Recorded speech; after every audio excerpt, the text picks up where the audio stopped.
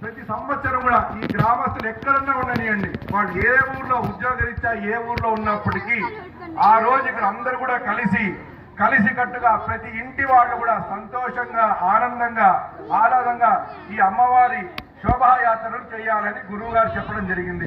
కాబట్టి తారీఖు గుర్తు పెట్టుకొని ఇక్కడ ఉన్న గుడికి సంబంధించిన వాళ్ళందరూ కూడా దానికి ఒక ప్రణాళిక వేసుకొని ఆ ప్రణాళిక బద్ధంగా ఇక్కడ అమ్మంగా అయితే గురువు గారు మనకు చూపించారో అదే విధంగా మెరవడితో పాటి చేసి అమ్మవారిని ఇక్కడ మళ్ళా తీసుకొని అంటే మూల విగ్రహం కాకుండా మనం నిన్న మూల విగ్రహంతో అమ్మవారు తిరిగినారు.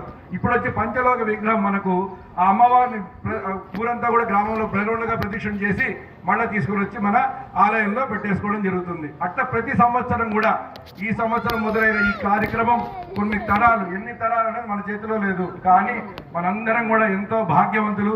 గురువు గారితో పాటి ఇక్కడ ఈ కార్యక్రమం మనం అందరం కూడా చూస్తా ఉన్నాం. మరి కొద్దిసేపట్లో ఇక్కడ ఈరోజు పూర్ణాహుతి కార్యక్రమం జరుగుతూ ఉంది. పూర్ణాహుతితో మన కార్యక్రమం అంతా ముగుస్తుంది. చండీ హోమం పూర్ణాహుతితో మన కార్యక్రమం ఇక్కడ ముగుస్తుంది.